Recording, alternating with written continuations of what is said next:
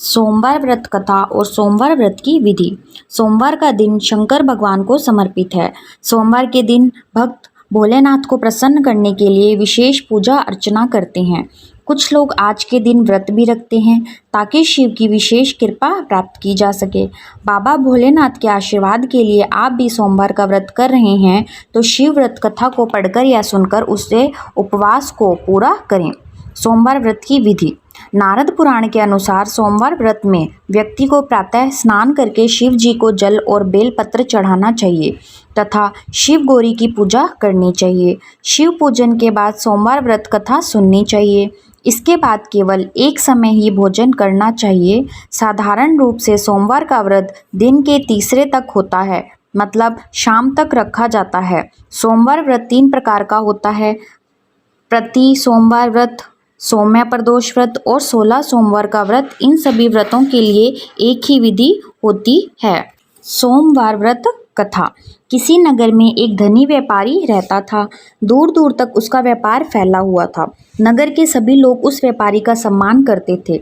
इतना सब कुछ संपन्न होने के बाद भी वह व्यापारी बहुत दुखी था, क्योंकि उसका कोई पुत्र नहीं था, जिस कारण अपने मृत्यु के पश्चात व्यापारी के उत्तराधिकारी की चिंता उसे हमेशा सताती रहती थी। पुत्र प्राप्ति की इच्छा से व्यापारी प्रत्येक सोमवार भगवान शिव की व्रत पूजा किया करता था और शाम के समय शिव मंदिर में जाकर शिव जी के सामने घी का दीपक जलाया करता था। उसकी भक्ति देखकर माँ पार्वती प्रसन्न हो गई और भगवान शिव से उस व्यापारी की मनोकामना पूर्ण करने का निवेदन करने लगी। भगवान शिव बोले, इस संसार में सबको उसके कर्म के अनुसार फल की प्राप्ति होती है। जो प्राणी जैसे कर्म करते हैं उन्हें वैसा ही फल प्राप्त होता है। शिवजी द्वारा समझाने के बावजूद माँ पार्वती नहीं मानी और उस व्यापारी की मनोकामना पूर्ति हेतु वे शिवजी से बार बार अनुरोध करती रहीं। अंततः माता के आग्रह को देखकर भगवान भोलेनाथ को उस व्यापारी को पुत्र प्राप्ति का वरदान देना पड़ा। वरदान देने के पश्चात भोलेनाथ माँ पार्वती से बोले, आपके आग्रह पर मैंने पुत्र प्राप्ति का वरदान तो दे दिया, परंतु इसका यह पुत्र 16 वर्ष से अधिक समय तक जीवित नहीं रहेगा। उसी रात भगवान शिव उस व्यापारी के स्वप्न में आए और उसे पुत्र प्राप्ति का वरदान दिया और उसके पुत्र के 16 वर्ष तक जीवित रहने की भी बात बताई। भगवान के वरदान से व्यापारी को खुशी तो हुई, लेकिन पुत्र की अल्प आयु की चिंता ने उस खुशी को नष्ट कर दिया। व्यापारी पहले की तरह सोमवार के दिन भगवान शिव का विधिवत व्रत करता रहा। कुछ महीनों के बाद उसके घर एक अति सुंदर बालक ने जन्म लिया और घर में खुशियां ही खुशियां भर गई।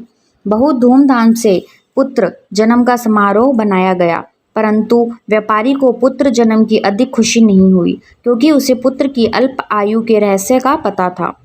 जब पुत्र 12 वर्ष का हुआ तो व्यापारी ने उसे उसके मामा के साथ पढ़ने के लिए वाराणसी भेज दिया।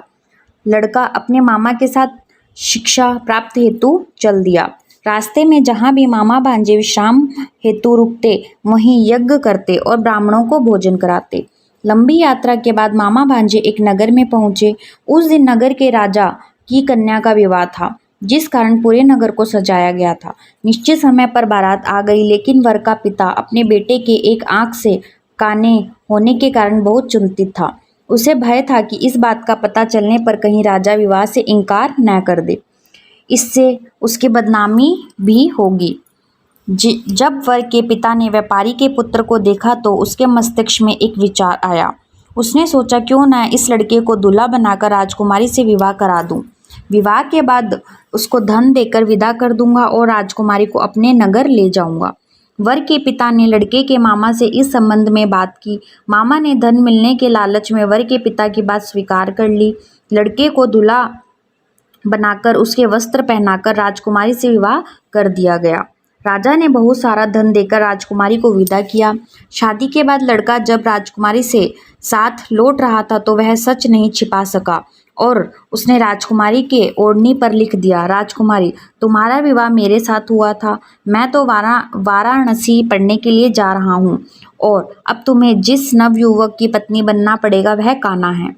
जब राजकुमारी ने अपनी ओढ़नी पर लिखा हुआ पढ़ा तो उसने काने लड़के के साथ जाने से इनकार कर दिया। राजा को जब ये बात पता लगी तो उसने राजकुमारी को महल में ही रख लिया। उधर लड़का अपने मामा के साथ वाराणसी पहुंच गया और गुरुकुल में पढ़ना शुरू कर दिया।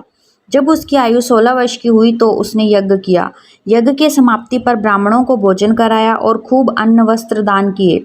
रात को वह अपने शयन कक्ष में सो गया। शिव के वरदान के अनुसार शयनावस्था में ही उसके प्राण पखेरु उड़ गए। सूर्योदय पर मामा मृत भांजे को देखकर रोने पीटने लगे।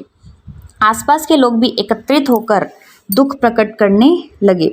लड़के के मामा के रोने विलाप करने के स्वर समीप से गुजरते हुए भगवान शिव और माता पार्वती जी ने भी सुने।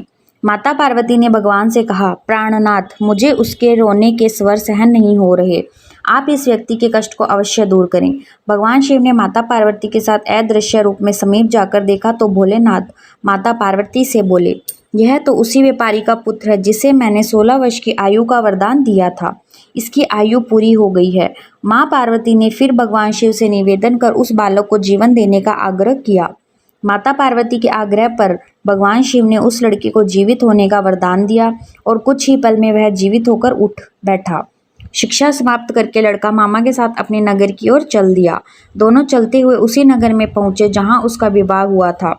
उस नगर में भी यज्ञ का आयोजन किया।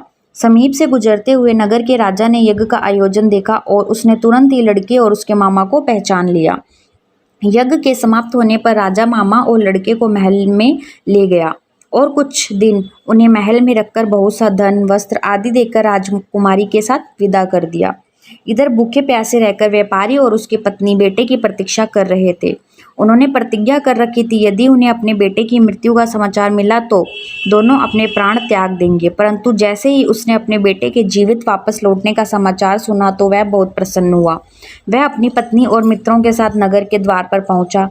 अपने बेटे के विवाह का समाचार सुनकर पुत्र वधू राजकुमारी को देखकर उसकी खुशी का ठिकाना ना रहा। उसी रात भगवान शिव ने व्यापारी के स्वप्न में आकर कहा, हे श्रेष्ठी, मैंने तेरे सोमवार के व्रत करने का और व्रत कथा सुनने से प्रसन्न होकर तेरे पुत्र को लंबी आयु प्रदान की है। पुत्र की लंबी आयु जानकर व्यापारी बहुत प्रसन्न हुआ।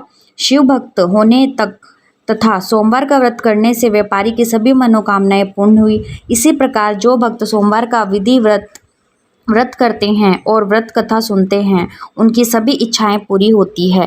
धन्यवाद।